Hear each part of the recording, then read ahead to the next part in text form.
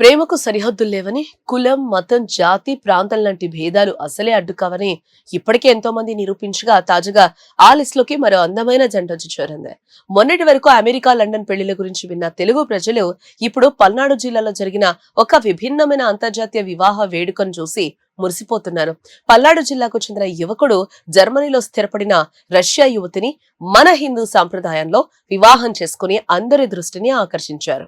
పల్నాడు జిల్లా నకరికల్ మండలం దేచవరం గ్రామానికి చెందిన యాంపాటి శ్రీనివాసరావు బంగారమ్మల కుమారుడు వెంకటేశ్వర్లు ఉన్నత విద్యాభ్యాసం కోసం కొన్నేళ్ల క్రితమే జర్మనీకి వెళ్లడం జరిగింది.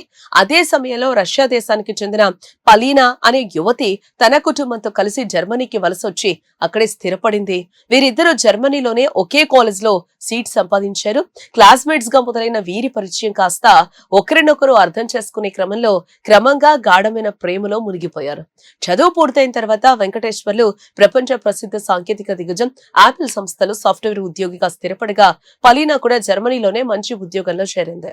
ఉద్యోగాల్లో స్థిరపడి జీవితంలో ఒక మంచి పొజిషన్ కొచ్చాక తాము వివాహ బంధంతో ఒకటవ్వాలని ఈ జంట నిర్ణయించుకుందంట. ఈ విషయాన్ని ఇరు కుటుంబాల పెద్దలకు కూడా తెలియచేయగా ఇరువైపులా గ్రీన్ సిగ్నల్ కూడా లభించింది.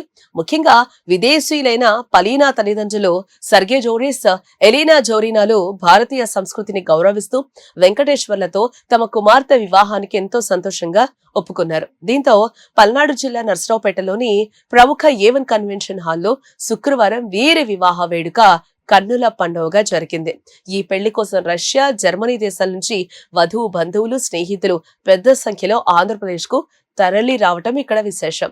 ఈ అంతర్జాతీయ వివాహంలో మరో బ్యూటిఫుల్ హైలైట్ ఏంటో తెలుసా?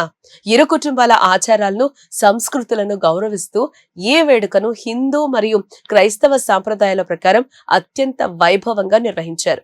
విదేశాల నుంచి వచ్చిన అతిథులు సైతం మన సంస్కృతికి తగ్గట్టుగా పట్టు చీరలు, సాంప్రదాయ దుస్తులు ధరించి పెళ్లి వేడుకలు ప్రత్యేక ఆకర్షణగా నిలిచారు.